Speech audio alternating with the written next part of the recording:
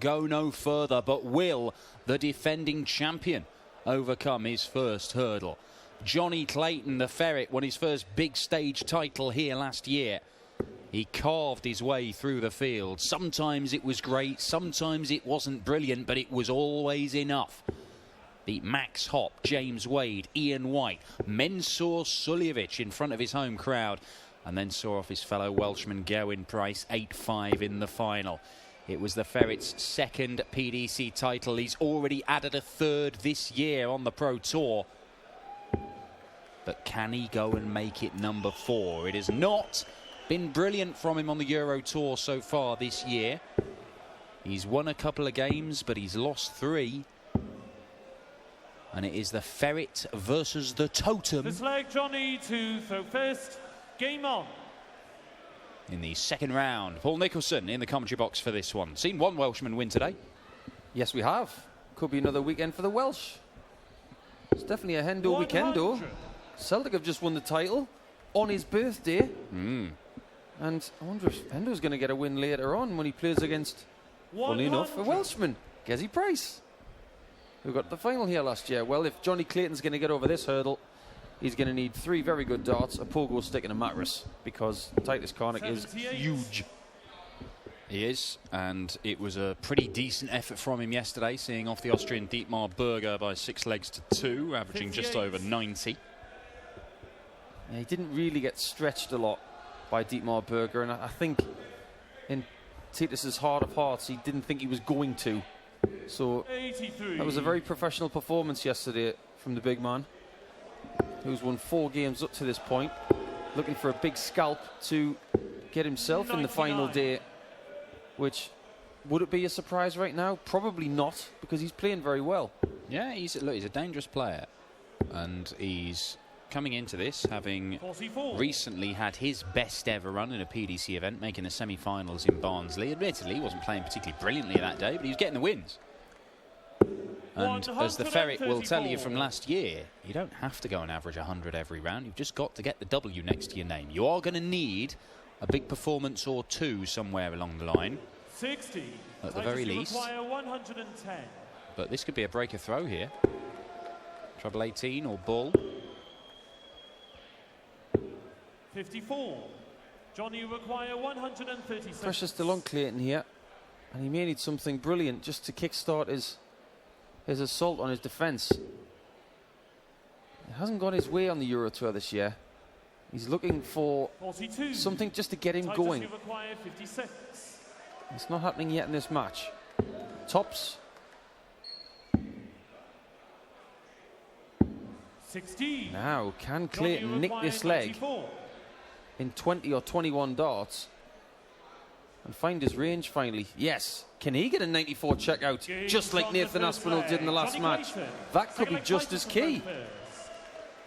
Well, the scoring wasn't great, but the finishing was mustard from the Ferret. 93. He is good at it though, isn't he? He is a very good finisher. He is clinical on that 70 to 90 range when you've just got 1 dart left. He's made a career out of it so far. 93. Didn't have a good midweek, Johnny Calyton. Went out in round 1 of both Pro Tour events. Once to very promising youngster from Northern Ireland, Nathan Rafferty. And then he averaged 101, but was beaten again by another up-and-coming young player in Big H, Harry Ward, young man from Derbyshire, 60. who had an incredible day on the Wednesday.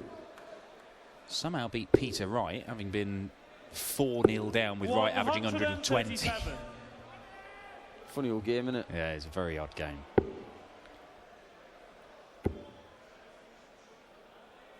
Why do they call him Big H? Well, his name's Harry, which begins with an H, and he's also very big. 137. I'm guessing. Might not be. There may be some other connotation in there. Well, the formula right now for Calyton is that he's just not scoring well. 45. Hasn't got the range on that 60 at all. And Kanik is cruising in that respect, and he's got time to work with on this tops. 54. And that one just spiked up a bit, and maybe it just flicked the flight on the way through.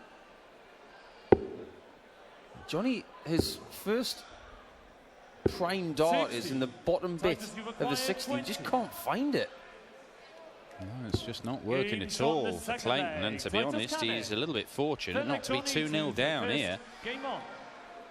Now, he is a guy, Johnny Calyton, who just is so relaxed about this game. He rocks up typically about 10 minutes before registration on the day of a Pro Tour event. Goes and has a bit of a chat and warm the arm up for half an hour, and then he's straight in.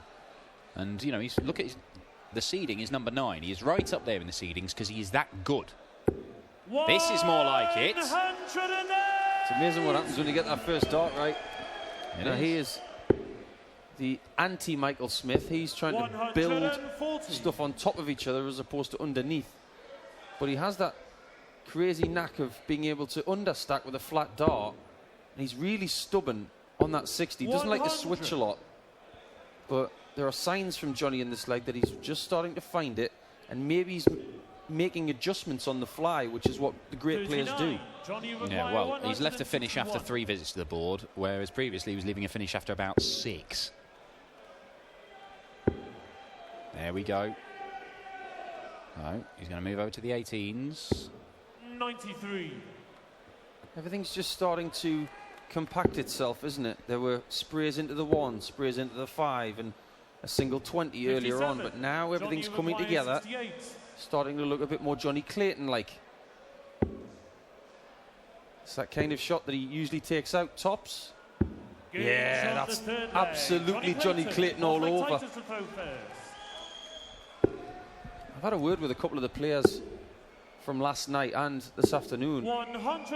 Where we are in our commentary position, it's very pleasant. It's not hot at all, but it's sneaky hot up there because of the lower ceiling. Yeah, it is quite a low ceiling venue, and certainly last year it was roasting. Now, the weather here in Graz is nowhere near as warm as it was last year, but if you get 2,000 people in, which is pretty much what there will be, particularly later on tonight,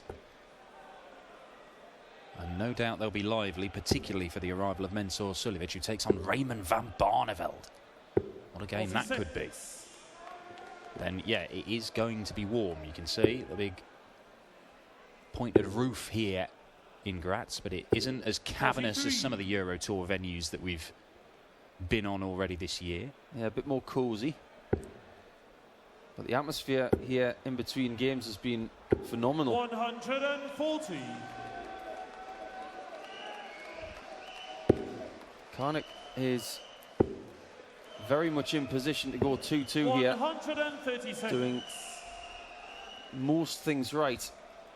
And leaving a double after 13 darts is a very good return. 135. And he'll hate that last dart, Johnny Calyton, to leave 99. It may not matter. And it doesn't. On the 4th leg, Tytus Kanik, 5th leg Johnny to throw first. Sticky wicket this one for Johnny Calyton, because as a seed, he's had ups and downs. He's had great runs. But when he won this title last year, he qualified not as a seed, but was bumped up. And then he won it from seed 16.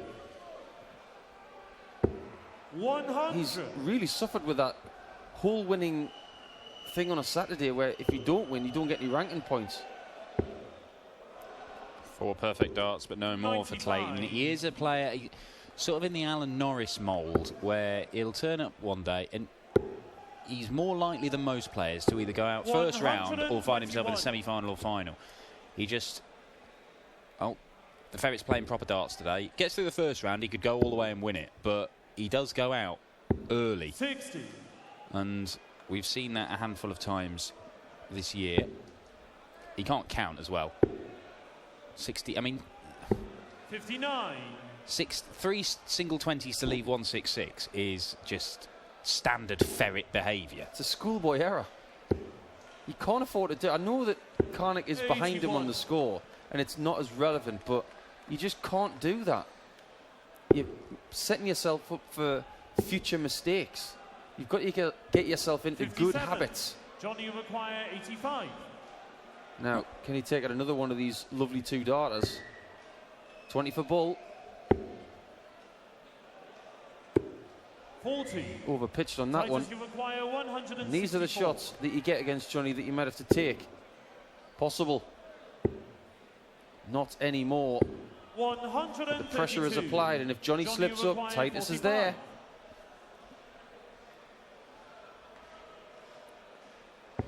Well, to edge ahead. Double 8. 29. 2 misses from the Ferrets. And Tytus, he didn't take the 164, but the setup was fantastic. And the double 8 was pretty decent as well.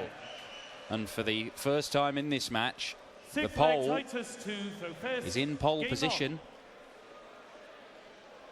Yeah, and the winner of this one will play the winner of a great game later on between Peter Wright and Chris Dobie, who is probably thinking, how am I still in this tournament after surviving 9-match darts against Andrew Gilding? But he's in it, and he can still win it. Well, he was in the same little section of the draw as Peter Wright last year, Johnny Clayton, but didn't have to face him because James Wade, who had to come through as a qualifier, remember that? A year ago, he was having to qualify for these events, James Wade. Maybe that's heartening for Michael Smith now that he's gone back to the qualifiers. Well, certainly. But Wade had beaten Wright in a really high-quality game where they both averaged around about 102. But then Clayton really turned it on against Wade and averaged almost, well, more than 105. That was his best performance of the weekend. Now, Clayton at the minute is only averaging in the 80s. And at the moment, that does not look like it's going to be enough against Tytus Kanik, who looks just more consistent. It is not spectacular, but it's what we saw from him yesterday, an average around about 90. And look at this. Look at that.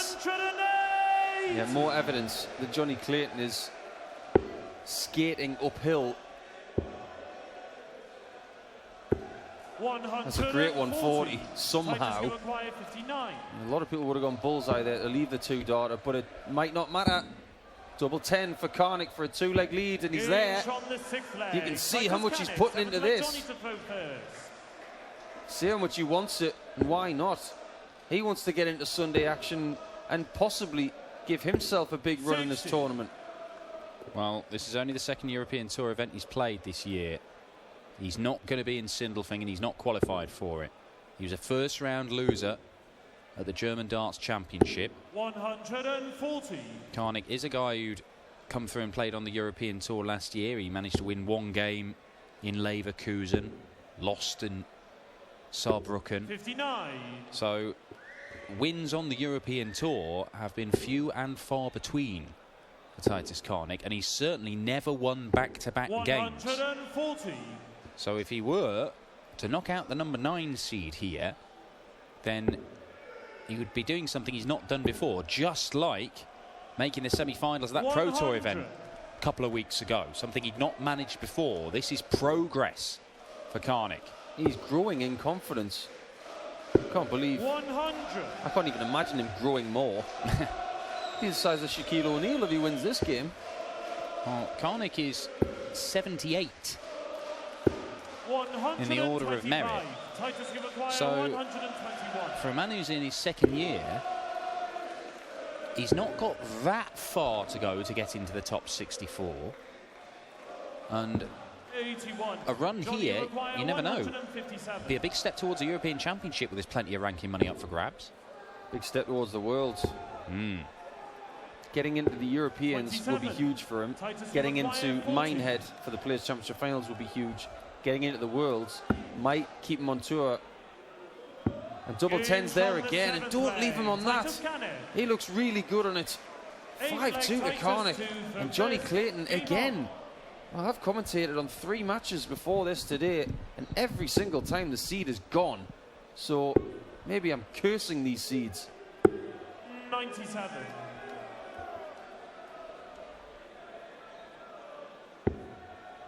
It's almost like a darting bloodbath this afternoon. Well, 42. quite the contrast from last weekend, where most of the seeds were winning their games. The vast majority of the seeded players were winning their games. 100. But it's not been for a... it's a me, Mario. Where the Mario? There's definitely a Luigi somewhere. 140. There you go. Hey! All right, if that Dutch led's on the cameras, fine as a Toad or a Bowser. Go on, I dare you. No, not good enough. Unlucky. I'm wondering why Mario and Luigi are at the Austrian Darts Open with 60. the guy from Party Tytus, Rock you require anthem. 170. I don't have an answer to that. Tytus doesn't have an answer to the 170, but Johnny Calyton has just not had an answer 92. to Tytus Kanik. The Polish number 2 has been the better player from the very first in this game. Calyton was lucky to get that first leg in the bag because Tytus had missed a couple of darts. This could have been an even more convincing win than it has been, as Calyton leaves himself on a bogey number again, and Kanik looks at double 6. 72. Well, he's left himself on the southern double, the Richard Ashdown, and for a tall man, that's got to be very difficult to hit. Calyton really wants him to miss it. Tytus, Look you at the require frustration 6. from the Ferret. The defence of his title may be coming to an end at the expense, what, the profit of the pole. 1 for double 1. 4. He's still alive. Johnny requires 77. Can he mount a charge, get this 77 and somehow plant the seed of doubt in Kanik? Well, he's checked out 94 and 68. 57. But he can't add 77 to the list, and Tytus Kanik, having missed 4 match darts, is going to get more.